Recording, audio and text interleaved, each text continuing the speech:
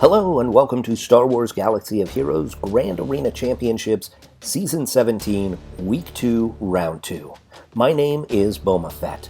I'm currently on the road right now, so I actually recorded my battles last night and I'm doing audio voiceover today. I had a really tough opponent this round by the name of Espaeng, or at least that's how Google says to pronounce it. I guess it's a Hindi word that means aspiring. So let's take a look at the hotbot for a quick comparison. Alright, you can see on the hotbot a lot of green on my side, but there are some areas of red over on Espaeng's side. So let's zoom in and take a closer look. Here in the GAC stats you can see that Espaeng is a very good player.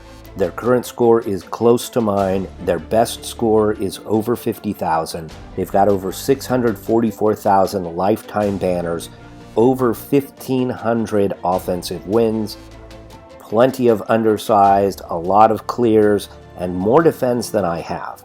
So Espaeng is a very, very good GAC player. And on top of all of that, Espaeng is not on SWGOH.GG, so I don't have a GAC history to go off of. I only have these statistics.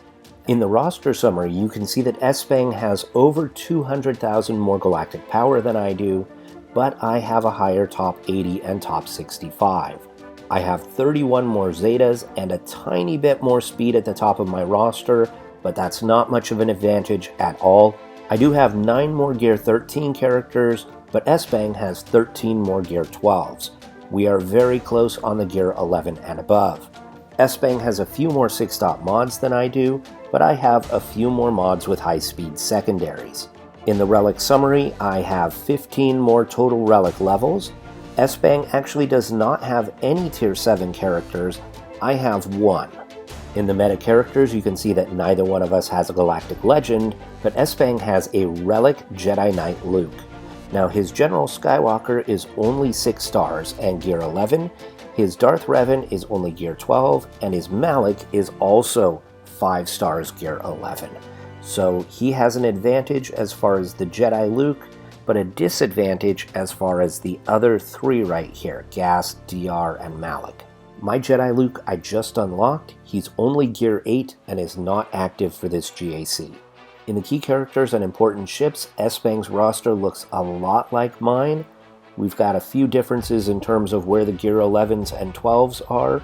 We both have 7-star Negotiators and Malevolences, so this is going to be a really tough matchup. Alright, here you can see the Jedi Knight Luke being used in the arena along with Jedi Revan and Gas, and we've got the Negotiator in the Fleet Arena. Here are the relic characters, and it is a very good spread of lots of different squads. We've got Separatists and Rebels, we've got Jedi, we've got Vader and Bosk, we've got Galactic Republic, we've got Wampa. So a very good spread of lots of different factions represented here.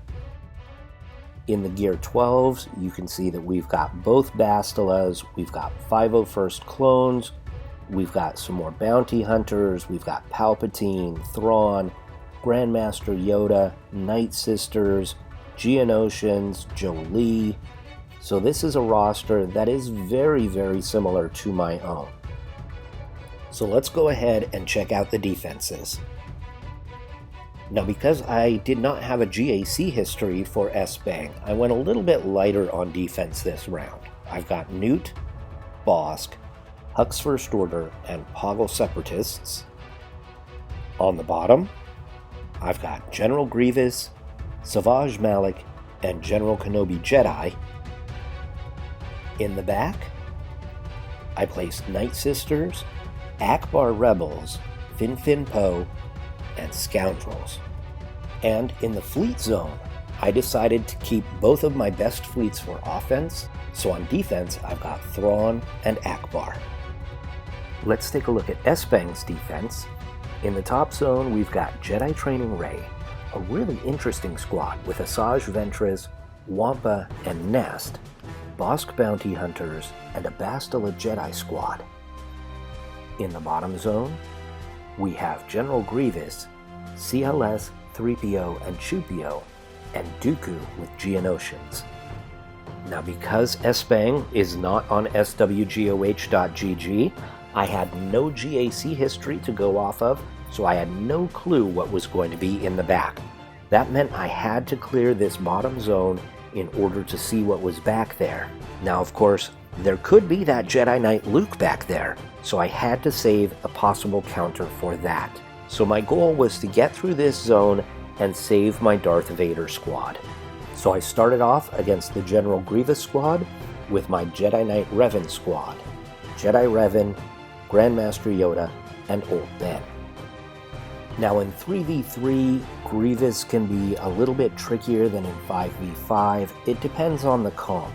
And here, we don't have B1. We have Magna Guard, so we've got 2 of the droids starting off in stealth. I start off with a couple of AoEs trying to draw B2 out. I'm trying not to use the mark. I want to save the mark. So I'm just trying to get B2 to attack so that I can start attacking B2. I get the wave there, knock down some turn meter and get some ability blocks. Now I'm debating whether I want to mark B2 or not, and I decide against it. I'm just going to attack B2 for a while, and really the goal is to get rid of B2 and then go after Grievous and leave Magna Guard for last. But I make a mistake here, and I AoE'd, and that took the Magna Guard all the way down. He's on the verge of death. And so here I get rid of B2, Grievous attacks, and then Magna Guard dies, and Grievous attacks again. So I'm really hurting as far as health and protection. That just procced Savior, which actually saved me a couple of banners. Now I'm just seeing if I can get back some health and protection by calling some assists here. And not really, I end with a 51, which isn't great banner-wise, but I was okay with it.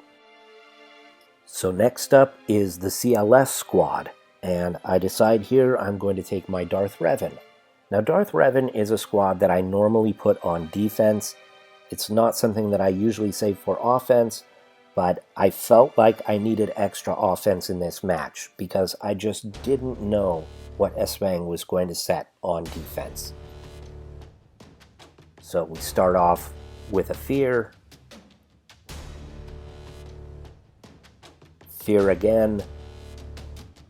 Go after Chupio. I want to get rid of Chupio as quickly as possible.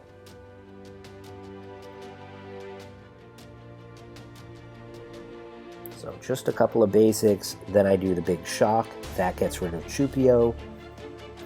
I throw the grenades, and then the shock from Bastila, and a basic. And 54, no attacks from the other squad. Now against Count Dooku, I decide I'm going to take Kira, Han, and Chewie. And the idea here is that I want to get rid of the spy as quickly as possible. But I miscalculated. I thought I can have Han and Chewie take out Spy right away, but I forgot that Spy begins in stealth.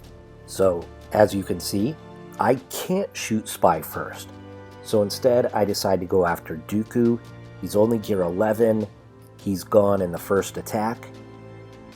Now I'm stuck behind the taunt, and so I have to attack the Brute for a while. And I know that I'm going to end up killing the Brute, and then the Alpha is just going to bring him back, and that's exactly what happened.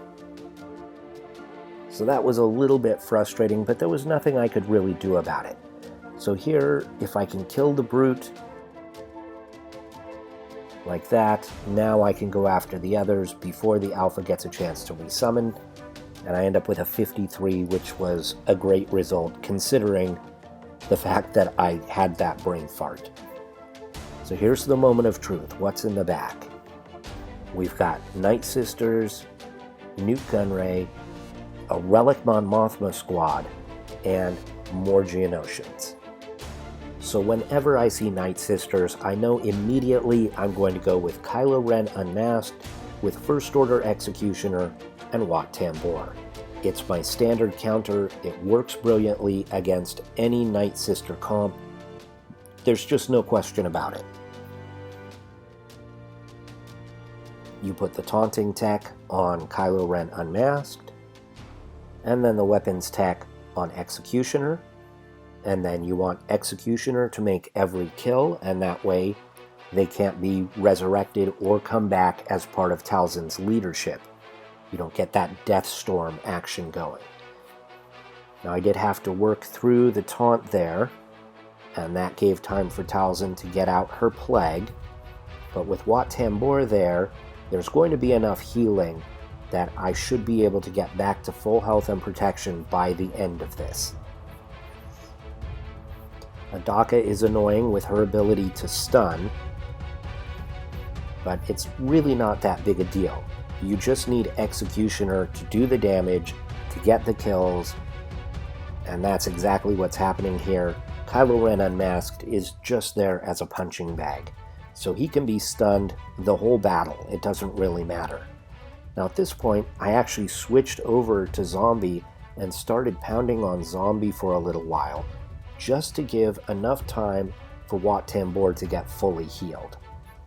So it takes a little bit of time, but not that long really. We got rid of Daka, and now anybody can kill Zombie. It doesn't have to be Executioner, although in this case it is Executioner. So 54 banners. It's a brilliant counter if you can spare Wat Tambor for it. Next up is the Mon Mothma squad, and I was really tempted to try a Wampa solo here, but I was really nervous about it. And so I was looking for ways to keep Wampa alive. And what came to mind, of course, was Hermit Yoda, but I also thought, what about putting the Beskar armor on Wampa? How would that look? A Wampa in Beskar armor. So I decided to grab the Armorer, and I do Armorer lead just because the Armorer has a lead. It's not going to do anything for Wampa or Hermit Yoda, but it will benefit the Armorer herself, so might as well do it. So I did do the Armorer and Hermit Yoda and Wampa. So Hermit Yoda is going to go first, and of course we're going to put Master's Training on the Wampa, because you need a trained Wampa, of course. And then the Armorer is going to get to go in a second, and I just put the Beskar right on Wampa. I'm not going to mess around and wait to get 3 stacks of the Beskar. I just needed it to help Wampa stay alive. So I get to work Wamping. Womp, womp, womp, womp. Hermit Yoda's going to do some healing. There goes Wedge, and of course Mothma brings him right back. But they're not doing any damage really to Wampa. Now of course they did kill the Armorer, which I knew that was probably going to happen. I mean, there was no way to prevent it from happening. Now they go after Hermit Yoda. That started to really frustrate me because I'd end up with a really low banner total then. But luckily I'm able to get Hermit Yoda hidden again, and then Wampa quickly takes care of Biggs and Wedge. So only 50 banners, which is a terrible score, but it was an experiment, and it did work. So next up is the GInOceans with B1. This is an interesting comp with B1 in there for the healing, but I decided this was a great opportunity to use my own GInOceans. All of the assisting would really work down the B1 very quickly. I could get rid of B1 right off the bat. So the B1 does go first, and of course damages my entire squad. So this is not going to be great for banners, but you'll see all of the assisting takes down stacks after stacks after stacks, and the B1 is gone in a snap. I have the big hit here, get rid of Poggle. Sunfax all that remains. I just want to get a heal from the Alpha, see if I can get back some banners.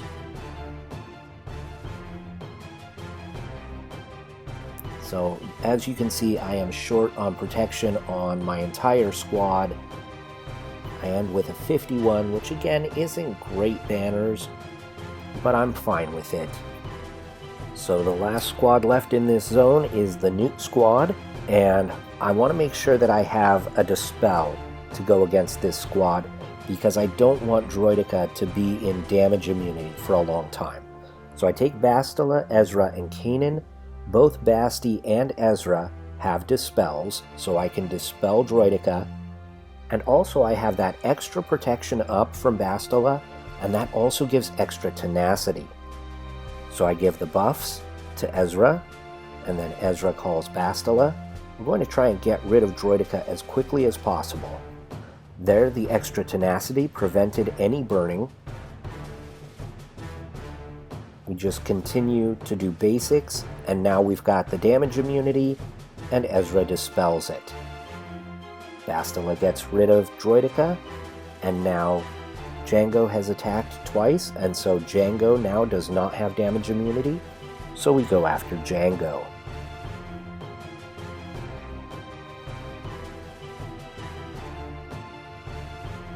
Again, call Bastila. She actually hits pretty hard at Relic. Kanan keeps getting the extortion and just keeps dispelling the extortion. Kanan is just there purely as a tank, and he does his job very well. So there goes Jango. Just keep calling Basti, and a 54.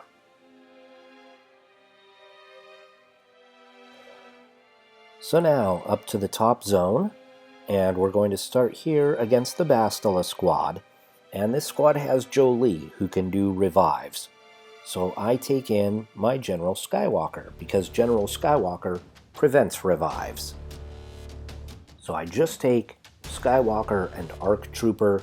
That saves Rex, Echo, and Fives in case I need them to clean up a squad. I go right after Yoda. He's the biggest threat. And again, I don't have to worry about Jolee reviving. And Yoda's gone just like that. So now it's on to Bastila, and they're stuck attacking General Skywalker because of the taunt. There's no AoE on the other side, so that means ARC Trooper is not going to lose any health or protection. Now there was an AoE. Grandmaster Yoda has an AoE, but I killed him before he was able to use it. So ARC Trooper is going to keep all of his health and protection, and that means a 54 here. Next up is the Bosk squad, and I take in the standard counter, which is Jedi Training Rey, with R2-D2 and BB-8.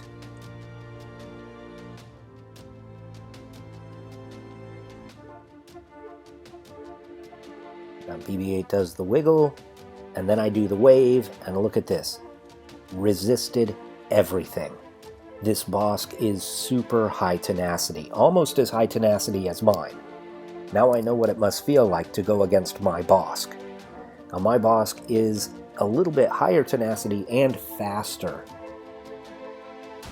So my Bosk is even more of a pain to go against. I decide I'm going to try and stun Bosk, and it actually landed. I have a really high potency R2-D2.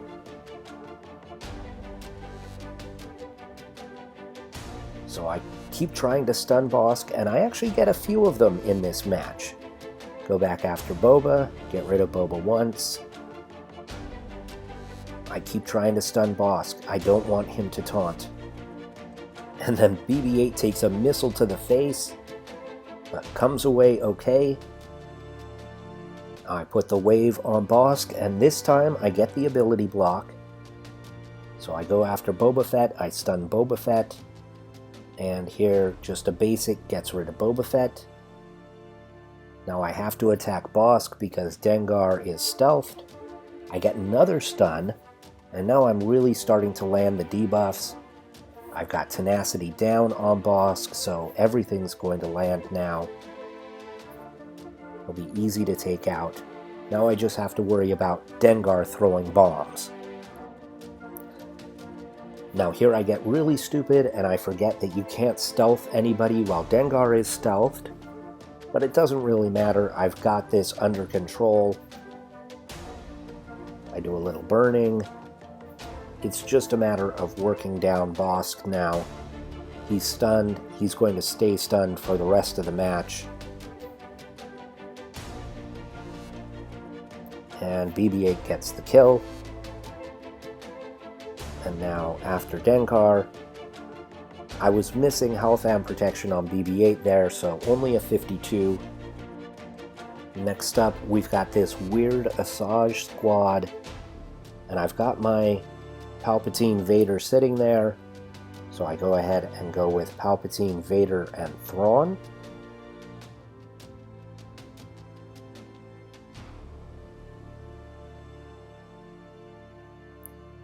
And I do a Force Crush, and then go right into Merciless.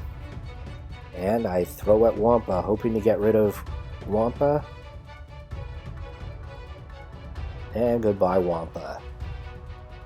Attack Ventress, and then a basic on Nest kills Nest. That really surprised me. Now Palpatine is going to get a stun, and here I make a mistake. I should pass turn meter, and instead I did the fracture. If I'd have passed turn meter, I would have gotten a 54 there instead of a 53. But at this point, I'm just trying to finish this without losing a battle. I have one squad left to clear. I have my Padme left, so I take in my Padme squad. As you would expect, the Jedi Training Rey squad is going to go first. They're all going to do their thing. R2 puts stealth on the other two, but Anakin's able to clear that right away. Rather than doing protection up here, I did the kick to the face on Rey, and we get rid of Rey really quickly, but R2-D2 does burning, and that cuts into the protection. So I probably should have done protection up. I was able to get rid of BB-8 really quickly, and now it's just a couple of hits to get rid of R2-D2, but we got another burning, and I end up with a 52 there. I probably could have gotten a 54 if I had played that differently and done the protection up from Padme instead of the kick. So I did leave some banners on the table. Now in the back we have Negotiator and Malevolence. Man, was I happy that I saved both my Negotiator and my Malevolence for offense. So I'm going to go opposites here. I'll do my Malevolence against his Negotiator and my Negotiator against his Malevolence.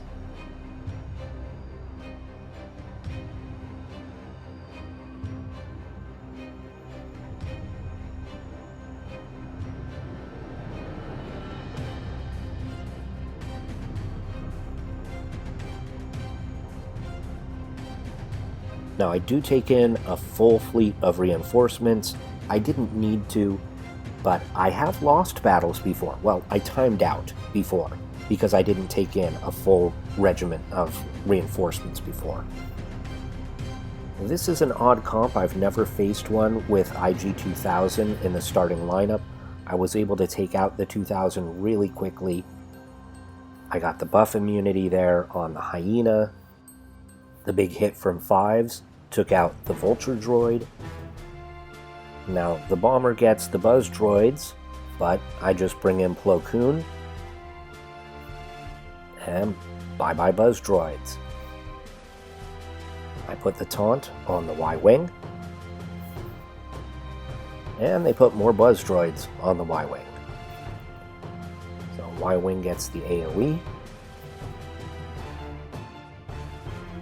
I put the buff on Anakin, and he brings in Kylo Ren shuttle. Really strange reinforcement there. I get my ultimate pretty quickly here. I do the ultimate, and there goes the Hyena bomber, and there goes Kylo's shuttle, and that's that. 64 banners. Like I said, I could have gotten more banners had I not taken in so many reinforcements, but better safe than sorry. I do a standard Malevolence lineup here with Sunfac in the starting lineup. I take in the other two Geos. I also have my Houndstooth as a reinforcement, and I'm debating whether to take a final reinforcement or not. Eventually, I do decide to take in IG-2000. Now, I am not very practiced with my Malevolence. I do occasionally use it in the arena when I'm climbing against negotiators, but I'm not great with it by any stretch. Now, of course, he's running the toughest lineup there with Rex in the starting lineup. To get rid of my Vulture right away, I'm going after Anakin, and I did get Anakin stunned. I get the Buzz Droids on everyone, and I'm just hoping that he does not call in Plo Koon to cleanse those Buzz Droids, and he doesn't. He calls in the Assage. That's the AI's preference for calling in tanks. The AI will always call in tanks first. So I bring in the Spy. Now, I've heard from some people that you shouldn't bring in Spy right away, but I like bringing in the Spy because of that. I just got the taunt on Anakin and was able to get rid of Anakin right away. So it's kind of a 50-50 shot whether you're going to get that taunt on Anakin or not, but when it works out, it is beautiful. Get rid of the Y-Wing with all of the assisting.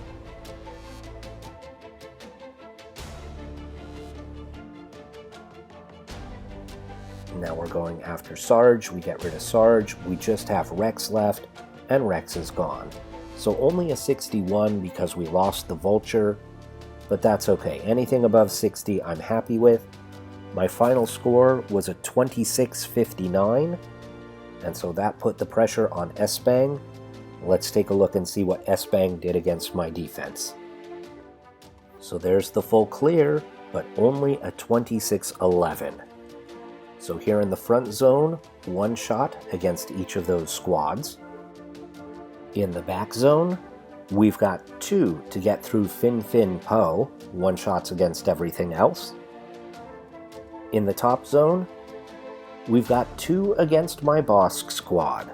So, see what I was saying about my Bosk being good? There it is. In the back, one shot against each fleet, but a final score of 2659 to 2611. I'd like to thank Espaeng for the match. It was a very challenging defense, and I'd like to thank you all for watching. I will see you next round.